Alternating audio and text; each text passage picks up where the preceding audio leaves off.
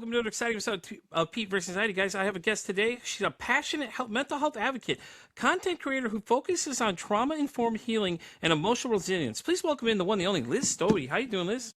I'm doing great. How are you today? Great, Liz. So why don't you tell everybody a little more about yourself?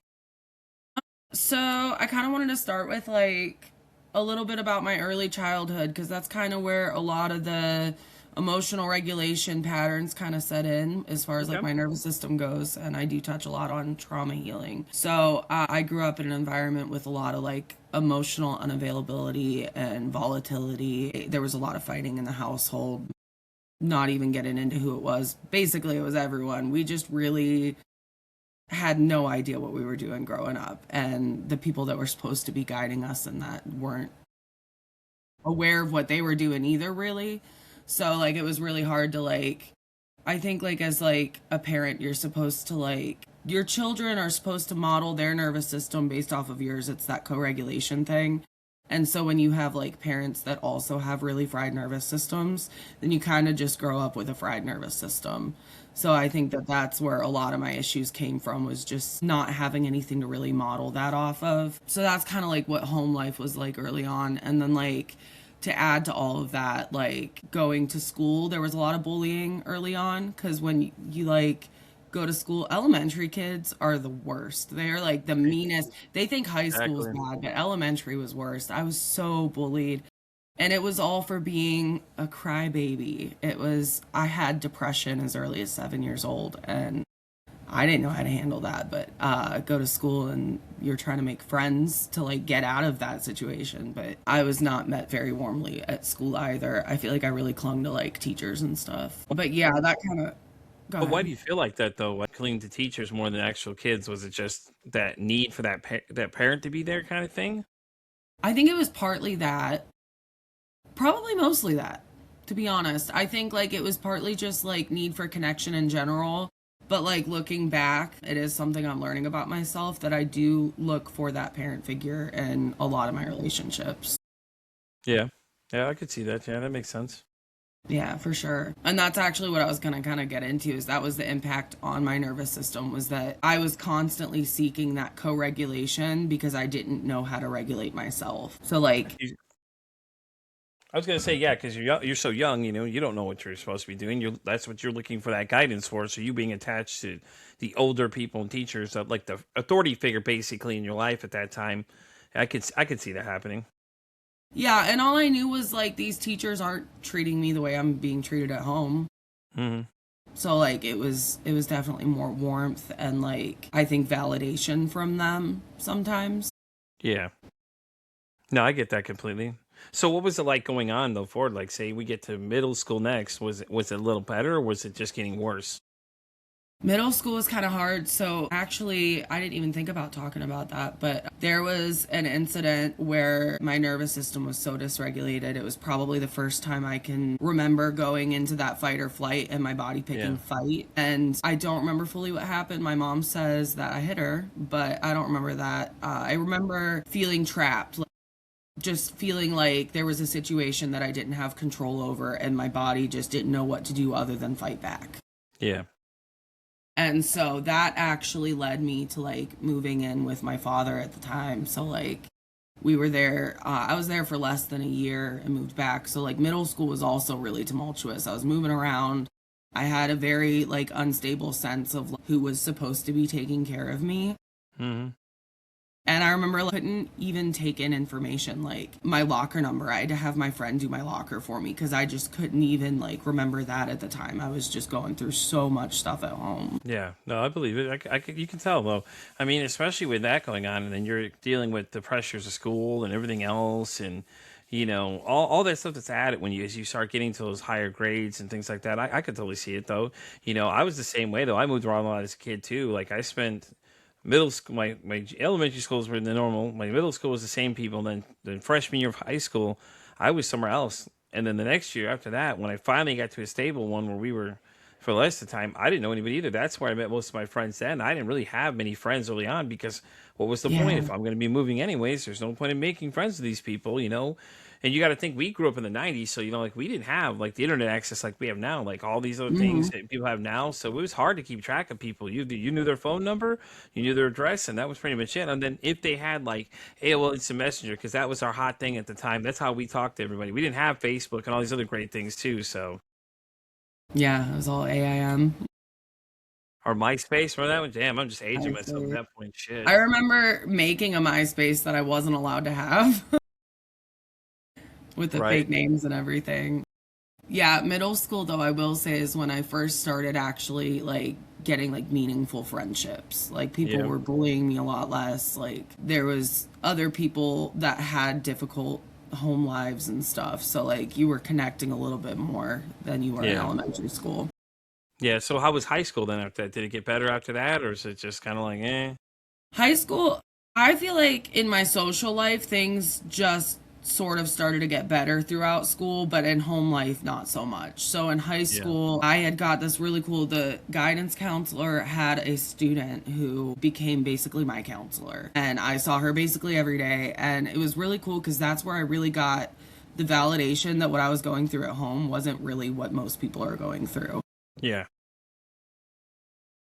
It was kind of the first time I really got tools to like get through that too. Yeah.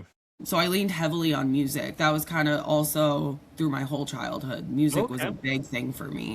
I absolutely love music, so we're getting right into a topic I can talk to you Heck all day yeah. about.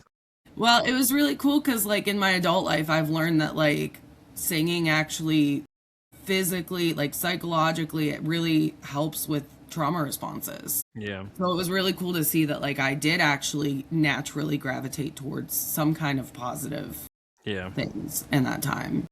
So that was cool. So what kind of music do you like while we're on the subject? I like all kinds of music. It started with country, to be honest, I but hate when people say that. They go like, "I like everything," okay, and it's like, and then fair. it's like it gets narrowed down to this little girl. It's like you don't like everything then. Fair, okay, but then I start talking about the music I like, and it is everything. It I know, started but with you know the thing, country. you My meet those dad people that had say lots of that, and really then when you ask them about it, it's like they narrow it down to so much. It's like, well, you just defeat the purpose of saying it. Why not just say this is where you're at? It just kills me because it's like, Jesus, just say that's where you're at. We ain't gonna play the oh, well, I like a little bit. It's like I just asked you what you're listening to. And people just give you this broad statement. I'm like, I'm just curious what you're listening to. Like there's a young guy I work with. He was like, I was listening to Taking Back Sunday this morning. And he was like, what's that? I've heard that song before, and I'm like, God, it feels so damn old. To him, it's probably the oldies now. And God, when I was younger, Metallica and all of that other shit was the oldies. Like Billy Joel, Yeah, uh, Elton John, all that stuff. My mom, fucking God, I can fucking remember that. It was horrible, dude. She used to sing some Elton John all the time. Help us all, man. That I was a horrible love day. Like you were literally couldn't get out of the house fast enough. You knew that was your time to get out. As soon as she starts out Elton John, turned up real loud. I'm like, yep, time for me to get out the house. I gotta go. Deuce. Taking off. So, but no, I get it though. I went to a lot too because my parents divorced when I was like 10, and it was just like it was just weird because it happened so fast, and like I didn't really respond to it too much at first because it really didn't bother me because I was like, mhm, is what it is. Everybody else was upset, but I was just kind of like, is what right. it is because they'd argue a lot about things, and some of the things was probably just stupid stuff. And then my mom, she left me when I was 10. She took me and dropped me off my dad's doorstep and just left me there. And I was like, oh, awesome. That's great. And he's like an hour away at work and he's telling her, hey, don't do this. And then he racing home. And after that, we just never had a great relationship because she's just like, I just kept thinking about it all the time. It's like, now you want me to come back because now you don't get child support for me is what I was told in the conversation. Obviously, probably shouldn't have been told that part, but that's what got told me. So I was like, okay, well, fuck her then because I don't want to be a part of that then. I'm Yeah, not just a paycheck to you. So I get it all. I understand completely. So music was the outlet for me too, because I was just like, that's always been a big part of my life, regardless. I always had headphones on, listening to something at any point in the car. I'm listening to something. Now, when I'm working on stuff here, now I'm listening to stuff like that yeah. too. And so it's always been a big thing. And we'll get to another question there that involves that too, though. But anyway, so what were your relationships like in high school, though? I mean, you had all this rough life at home. Like, was dating hard though at that point? It had to be I didn't because date in high school at okay, all. because I'm asking it because think about it, because like you just have an unhealthy home, then you're like, okay, well, I want to take this is what relationships should be like, so then you would get into something like that. Yeah. So my first like serious relationship was my oldest's father, and I met him when I was still in high school. He was a little bit older than me. Yeah, And it just kind of like the best way I could describe it is he just was not Well, he was on the level I was on at the time, but then I started growing, and I just feel like I had kind of outgrown that. And when Yeah. I tried to bring him along that with me, like grow with me, let's go like move Yeah. out of like this area, find better jobs, like that kind of Yeah. thing, he just Okay. was not interested. And it felt like I had no autonomy outside of that relationship, and that really scared me. So I ended up leaving that relationship. And unfortunately, after I left, a lot of the patterns that I experienced growing up, my son then experienced a lot worse things with his father. And that Yeah. was a really difficult thing for me to go through Yeah. No, I get that with completely. him as well. Yeah. Because he, as soon as he's 4, he starts already realizing what's going on. He may not be able to tell you, but he knows exactly what's going on. He's watching what you guys are doing. Everything you're doing, it's on a magnified scale. So you guys arguing, any kind of interactions you have, he's watching, and he's thinking now that this is how you're supposed to interact with people. So, it's hard, and people don't realize that kids at 4 years old they understand way more than we thought. It's just like, oh, they're just kids. Oh no, they know because they're watching you. They're looking to see what you're doing. You may not always see them, but they're watching what you're doing because they're like, okay, now I think this is how I'm supposed to have a relationship because this is how my mom and my dad acted. So now I think this is how I'm supposed to do things. And it's hard though. When you get in those stressful situations and you guys have things that don't work out and it's a toxic relationship, then it gets even pettier because then the kid gets weaponized because then it's like, well, you can't see the, all those things that you shouldn't do, but people still do. And then the whole thing is people Mhm. say, stay together for the kids. God forbid, please do not do that. It's not a great idea. Mm-mm.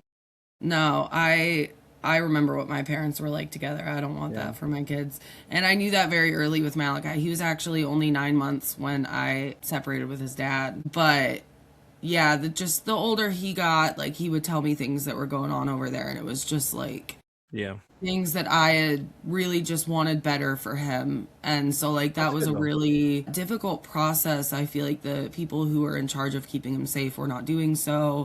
And then the people that were above that were supposed to intervene were not intervening. And so it took a long time to get him out of that situation. He's in a lot better of a place now. But unfortunately, like some of those patterns were things that like in his life, I've gone through homelessness, I've gone through substance use, I've gone Yeah. through custody battles, losing, like, so he's not really seen the best versions of me yet.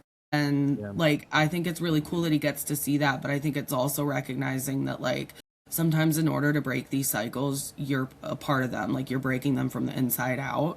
Yeah. And so, like, recognizing that as much as I didn't want to be a part of this cycle, like, I am. And now I've brought, children into that. And there's a weight to that.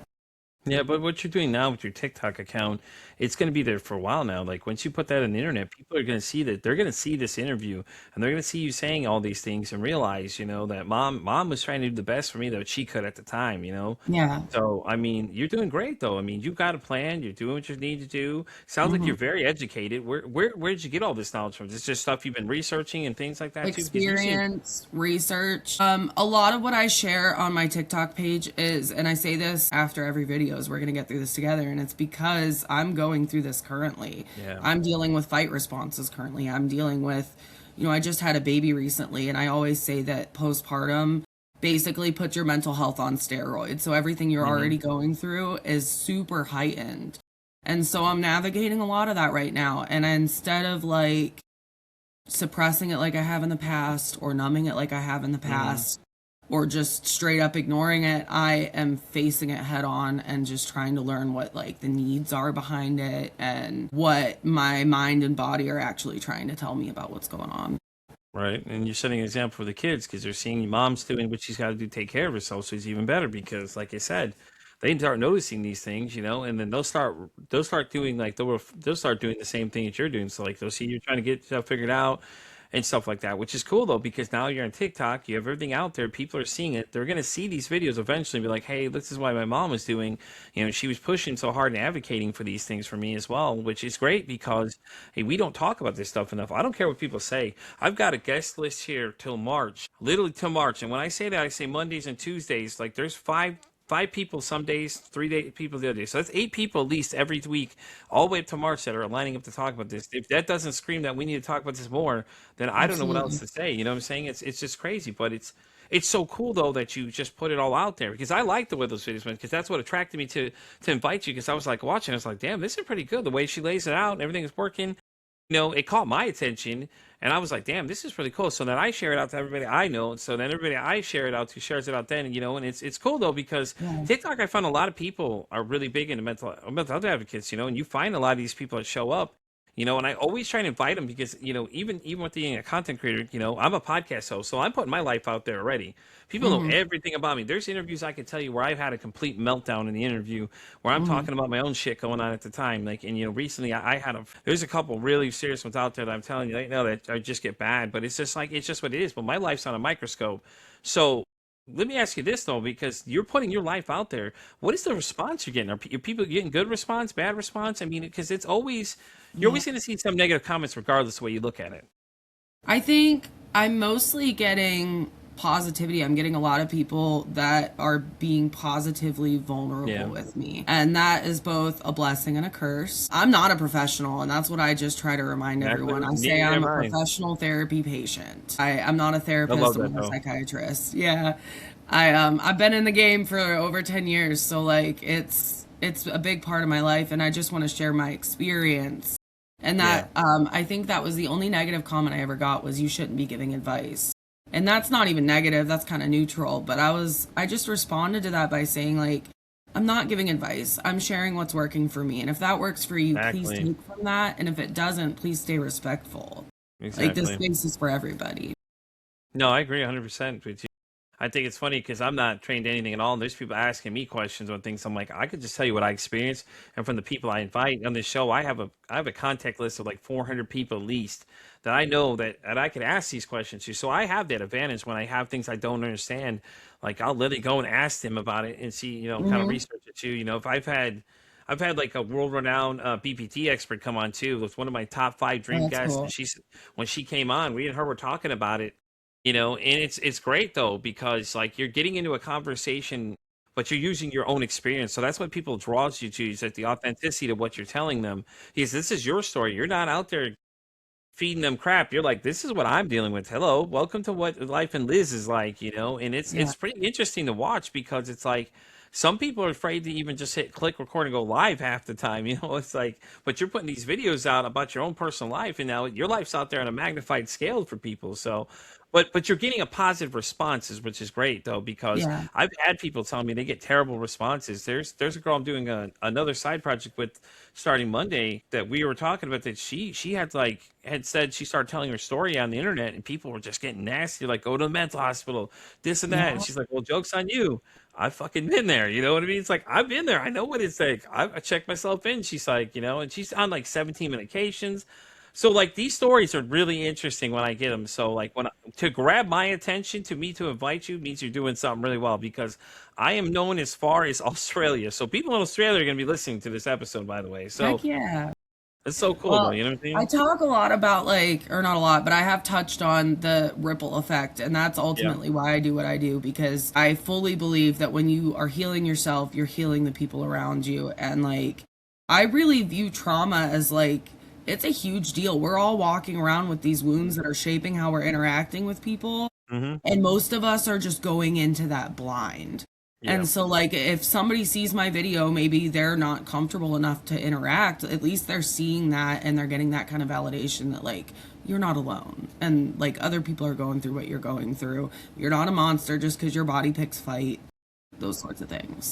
No, I agree 100% with you there, because that's the reason the show even existed. Was I just started inviting people to come, and then these came in a massive response. Like, I didn't think I was going to get 150 responses in the first day I posted about this. I was like, fuck, all right, here we go. Hmm. Like, there's people are just lining up and they're hitting me up, and I'm just like, man, okay. So once I got into it, it was just like, I loved it. After the first like few months, I had some very interesting people along the way. I had a woman who is making a film about mental health. I still talk to now. She's trying to get it funded and everything. It's a runner up to award-winning script though, but she was like second place kind of thing. But it was a really interesting concept. I've had a lot of musicians, since you like music. I had Lucy Lenore from Hunter has been on the show. I've had Pretty Suspects. Bryce came on. Me and him, we still talk to this day. Alex from Alive and Stone has been on the show. Lives Lost has been on the show as well. So all these different people though, and Lives Lost was an interesting one because they're a mental health kind of band. They'd like to talk about all his songs that Tanis writes are all about things he's dealt with, and things like that too, So, and it Yeah. was really cool when you get them on, because you can start asking them questions, because like I could tell with Tanis, his better half was like, well, fuck, not another podcast. He's like, no, this ain't the same thing though. This is something totally different. So I was like, what happened with the last one, man? He's like, they're just a terrible host and things like that. I'm like, what the fuck, man? Really? So, these conversations get easier from every day. Like I said, as you can tell, I'm doing like 5 or 6 a day sometimes. So like I'm Hmm. constantly going into these things, and it's great because when I'm coming back out with this, I'm learning things from people that all these different techniques and things I learn along the way, things I can add in my toolkit box as I go. So and it's so cool. So how long have you had your TikTok account? I've had it for probably a little while. I've really only recently been starting to post though. To be honest, it started off as a music account. I was trying to be like vocal repair from like all the smoking and drugs and stuff that killed my voice, but I ended up deciding to talk about mental health by accident. I was really pissed off at somebody in my life that was refusing to see that this was something I was going through, not something I was choosing for myself.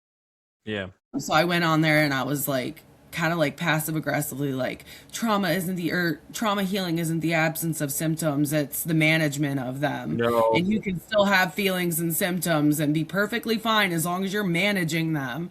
And like people really resonated with that. And so I Right. was like, okay, what else like might people be wanting to hear or needing to hear? They hear a lot of things. I think just people aren't just ready to talk about a lot of stuff. But TikTok limits what you can talk about. Like suicide comes up. Hmm.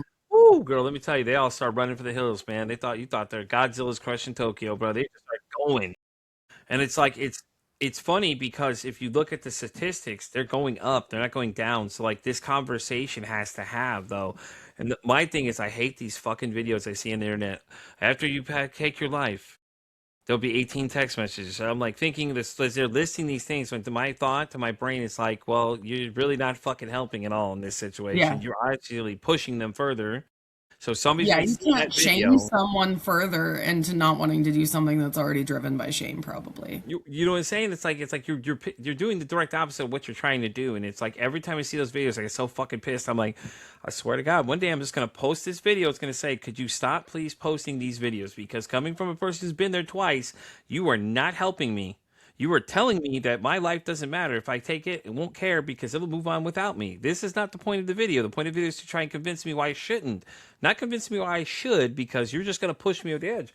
And one of my guests we talked about actually last Monday, he was like, he said the same thing. He's like, yeah, because once you get to that point and you're ready, he's like, nothing else matters to you. You don't even care. No matter, you're not hearing anything else anybody's saying. And I was like, that's exactly what I'm saying about it. And I described the video to him to a T. And he was like, yeah, that's not helping at all. I'm like, that's what I'm saying. An actual psychotherapist is telling you this shit doesn't, not a great idea. I heard there's always also like it's an argument with that, and it's also an argument with substance use. If your kids aren't enough for you to get better, then you must just not care about them. When Yeah. I'm going through that, my brain fully has me convinced that my kids are better off without me, that I'm the worst thing in their lives. Like, yeah, telling me that that's not super helpful. I've got somebody you can talk to about addiction. I got actually two friends you can talk to if you're interested, though. But Yeah. um, I think it's interesting though because that's a lot of times people are medicating to deal with the mental health issues they're dealing with now, and that's where addiction starts for a lot of people. And then some of them are just fucking really addicted, like the opioids and all that other shit. And God, there's a whole tangent you can go on with that whole thing because it's just ridiculous because it's like they keep feeding them these drugs and it's like they don't care about the side effects. Like the side effects are just, man, just Yeah. watch those drug commercials. It'll turn your life around. You're like, okay, never mind. It's Substance psychotic use if it's was a your big shit. part of my story too. Yeah. So Yeah. let's dig into that a little bit. So what was your choice? Uppers. Okay. Okay. Yeah. And I think that's because when at least up until that point, when Yeah. I would like get overwhelmed, overstimulated, stressed, depressed, when I would feel anything that I couldn't cope with, I would sleep. So then they would like put me on these like psych meds to help me, but they would just put me to sleep. And I'm like, I just still feel depressed. And they're like, I wonder why. But yeah, so I would start using uppers. But that actually ended up starting as a result of like, I had talked a little bit about what was going on with my son for a while, and that Yeah. not being handled properly really did a number on my brain. So Yeah. by the time they were like, oh yeah, something is up, I was too far gone, too messed up from the whole situation to even begin to be what was right for him at the time. So let me ask you this then: what advice would you have for somebody if they were in that situation? What's like something you could tell them to help them? What would you say would help? Like in the situation like with my son or like in substance Yeah, use. just in substance use in general, your son, you could do anything you want to talk about. I just kind of want to get your opinion. And since you've been there, Yeah. what is your advice to people that may be there, just in any of those situations? What do you think is some good advice for someone? Everything is temporary and that like that's the good and the bad. You're going to have a bad time right now, but that's just kind of life. We talk a lot in recovery about life on life's terms. So being able to accept that like it's going to have those ups and downs. There's going to be cycles, there's going to be patterns. It's just our job to work through those and manage them. Yeah. Yeah. And so the next thing, of course, is for the loved ones. What advice you have for them? Like, since you've been there, what can they do best to help this individual if they're trying to help them? That way they know what the right thing to do versus the wrong thing to do. I think understanding that when you're validating another person's emotions, you're not necessarily saying that like it's based in reality or it's right or that you agree with them. You're just validating that like this is what you're experiencing and I'm really Hmm. sorry that you're feeling that way. Yeah. And that goes an incredibly long way. Yeah. Yeah. I mean, that's true though. I hang out with a lot of the people in the recovery part of TikTok. Well, actually, one of my friends, he runs a podcast called Rock and Recovery. My Hmm. buddy Jay started after I talked him into doing a podcast, but he loves it now. So he and I hang out a lot on TikTok. So I go in a lot of these rooms. I'm listening to these guys, and a lot of them, it's like you guys gotta like sit there and like it drives me crazy because Jay's really big into this thing, and I'm just trying to learn more about it. So I'm hanging out with these guys just to see what I could see and hear what I hear. A lot of times you find them, it's like people fuck up and they're like, oh, well, the biggest mistake I think people make from my experience is that when you have a relapse, people make a big fucking deal about it. Like they make it like Hmm. bring like the, oh, they start guilt tripping you. It's like, guys, you're doing the direct opposite of what you need to do right now. You need to let them know, okay, you did it. All right, cool. Move on. That's what my buddy Jay would tell you. Just move the fuck on. It's already happened. You can't worry about that. But a lot of people, that's what they do. They sit there and guilt you about it and things like that too. And I think that's the wrong approach to go with because it's like, It is. yeah, you Absolutely. already know. As Liz could tell you that she's been there. Like if you did, you fucking did it. You don't need somebody to keep reminding you did it. Well, shit, I don't need you to keep telling me I did it. Fuck it. If I'm gonna keep saying it, I might as well just keep going. If you're gonna keep saying it, Yeah. right? 100%. I think it's just ridiculous to me. It's just crazy though. So we're at the part of the interview where this is gonna be the fun questions now, okay? So I ask everybody these two questions, and this is because I met somebody while doing this show, and she runs a podcast called The Shit That Goes on Our Head, okay? So when we interviewed, she said to me and she asked me this question, which is great because I'm a music person anyway. So the question to you is that Liz, if your mental health had a song, what would you say that song would be? Ooh, look at her. She likes this question already. No, because I know the answer. It's Unwell by Matchbox 20. And not because I'm always unwell, but because when I am, the people around me don't understand. They don't try to connect usually. So I Okay. feel I relate a lot with any of Rob Thomas's lyrics. That's okay. Let's dig into what you just said there for a second. I kind of find that interesting. You said people don't. What did you say again? Repeat it one more time. That people don't try to really connect with me on that level when I'm not doing well. Okay, so how would they do that though? If somebody was on a level, what would you say is the easiest way to connect with you? Give somebody a little like kind of idea what they could do. Yeah. Or I think like kind of like what I had said about that validation is like I'm the yeah, type of person that I'm far enough in my journey that I know my feelings aren't facts, yeah, but they are there. And so like sitting with me and helping me to, regulate whatever I'm going through instead of telling me that it's wrong yeah, is ultimately what I need in that moment. And I'm not always I have found an incredible group of people that do support me in that. yeah, Unfortunately, they're all over the country, and so they're not able to always just sit on my couch yeah. Well, and the just be internet's a like a great physical thing. body in the room. But Yeah.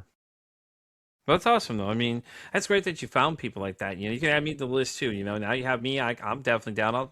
I'm always trying to learn new things. So, like anything you could teach me to help you better, I'm always asking because there's somebody I'm talking to right now like that. We're just kind of talking, and I find it very fascinating about this person because she has like BPD and things. I'm literally going to the extent I'm asking like that the expert that was here. I'm gonna reach out there. I haven't done it yet, but I'm gonna reach out there and ask her questions just so I can better understand. Because at the end of the day, if it doesn't go anywhere past talking, I'd rather just be another friend to her. That way I can help because it's like ever since I got abandoned, now this need to make sure people feel accepted. It's like I want to be sure I can help anybody in any situation. So it's great when I meet people with certain conditions because I like to ask a lot of questions like hey, how can I help you? What can I do better for you? Because I think people forget that. They don't ask people that question. I literally was on a Mhm. panel. In fact, it was funny because there were four other people with way more credentials than I am, and none of them said even any of that. I came on there and said, how about we ask them what they want? How about that one for an idea?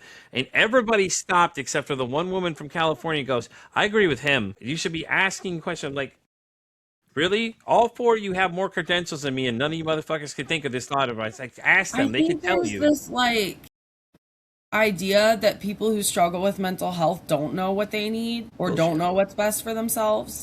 Because I struggle with that too a lot. There is a person in my life that I feel like I am kind of constantly asking to just listen to me. Like, stop trying to seek outside information about what people like me are like. Like, just talk Mm, to me about what I need because I'm not like bullshitting you. Like, this is what's yeah. actually going to help me.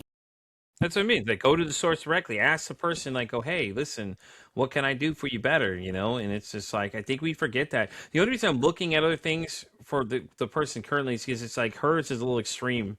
So I'm like, Hmm. I need to know what I'm getting myself into conversation wise, anything I should be looking for, and things like that too. But I did ask her, though, straight out in the beginning, like that. I was like, hey, listen, what can I do? And then she's like, if I'm down, ask the really close friends, which I did, but that was an interesting conversation. I got told by both of them, by the way, that one of them said he was just gonna take me out. I was like, that's a great friend. She's like, yeah, Jay told me he called that, whatever. And I was like, okay, whatever. So, but no, I get it though. I think that's what we forget in these situations. We start to panic, and we don't ask you what do you need. Like I said, I go, hey, Liz, what can I do to help you in this moment? And just Yeah. listen to what you have to say because I think people are quick to try and give you solutions, and you're like, well, fuck, I don't want your fucking solutions. I want you to listen to what I want. Hmm. You know? I always like to ask the question like, how can I support you best in this moment? Do you need an ear? Do you just want to vent? Do you want advice? Like, what do you specifically need in this moment?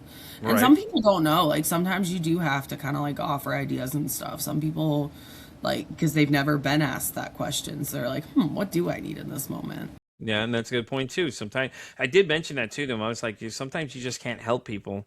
Sometimes it's just being there in the room, your sense, your presence, your energy, all that kind of stuff. However you want to look at it, you're just there. It just helps them, and kind of things like that too. So let me ask you this question though. There's something new I've been asking too. So if you were to go and die tomorrow, okay, how would you want the world to remember you? I want to be remembered as just a safe space for people to come as they are. I love it. I absolutely love it.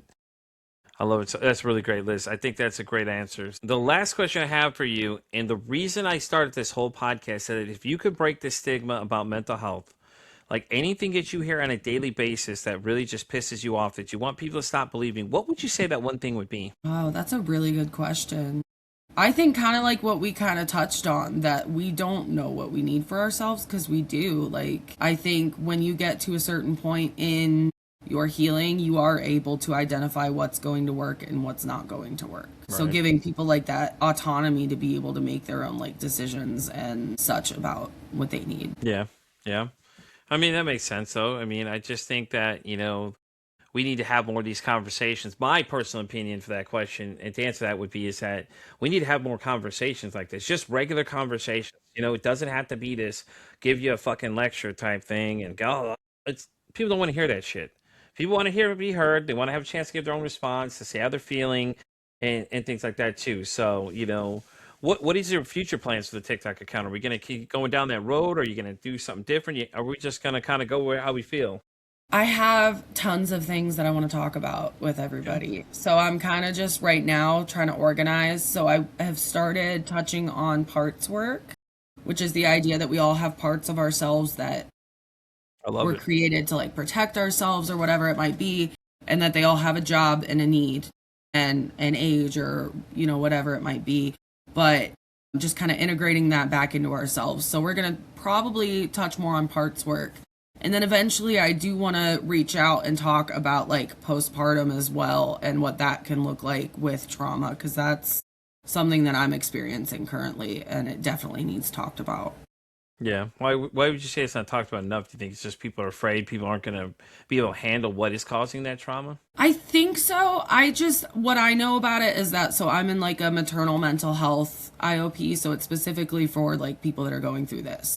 And Yeah. like even in that space, which is created specifically for the thing that I'm going through, I still feel like it's not being talked about.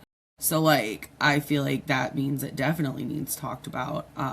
Like I said before, it really just sets fire to anything that you already have going on. So when you have this precious little baby in your care and you're like sitting there thinking about all these negative patterns and all these negative relationship dynamics, and you're kind of like watching it from like behind glass, like it's Hmm. happening, and you kind of feel like you have no Hmm. control over it. Yeah. And like there's a lot of shame for moms to like kind of be perfect and be the caretaker and all these things, and like you can't pour from an empty cup. You can't take care of that little child if your brain is fried. Yeah. And so I just want to start reaching out and being able to help women that are also going through that. I also found out there's a thing called postpartum PTSD. So like I had a really rough pregnancy, so on top of like it setting fire to my already existing PTSD, I now have a new form of PTSD to add to the plethora. Just add new things on there. New stat Yeah, unlocked, everybody. New skill, you know? Yeah, I why get you there. not? That's funny. That's hilarious. But, I think it's great though. I appreciate you coming and talking to me. I know we hardly knew each other when I even invited you to come do this thing. Hmm. It's great though because, like I said, I find interesting stories, and I like to bring you all in here and talk to you about it because this is a safe space. Like anything that you say in this room stays in this room, unless it's something I like reference in another interview. Like, hey, I met this person, Liz. She's doing some great things. Like that kind of stuff. I'll bring up to people. Like I'll talk to everybody about things I like, people are doing. So like, somebody comes on as trauma based. I'm gonna be like, hey, listen, have you checked out this TikTok account? And I'm gonna drop your TikTok Nice. account. I'll have it right here in my notes so people can know, hey, listen, go check out my buddy Liz. This is what she's doing, and things like that too, and highlight what you're doing to other people because, that's just I love it. I love it. Like I said, I love it. I don't waste my time with things anymore. I'm very selective of who I'm bringing into the show. So like I'm constantly skimming that list of people and kicking people off because I'm like, you're not fitting what I'm doing right now. Because I just kind of this Yeah, has been a journey for me, because like from the beginning to now, I've discovered a lot of things along the way. Energy sensitive. I'm an empath. And things me like that too. too. So I kind of been honing it a little bit. So I could read people's bullshit across the room, and it's funny because I did that to somebody this morning. He came in and I instantly asked him, said, "What did you do?" He goes, "What do you mean? I didn't say anything." I'm like, "Yeah, you didn't have to. I could tell. What did you do?"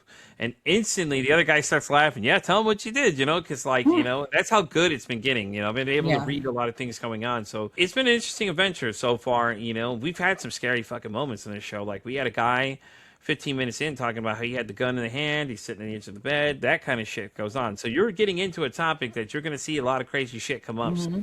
Understand that you're not alone though, because I'm here right here with you. Like, I got 100% support behind me. I'd love for you to tag me in anything you're doing.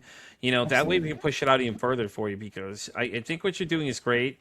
I think the fact you're sharing your own personal life out there is it's a little rough because, but it's great you're getting a good response because some people get those negative comments, and it's just don't let it deter you. You know what I mean? You got me on Yeah. your side, you got all these other people on your side. We all love what you're doing. We think it's great. Just keep going, man.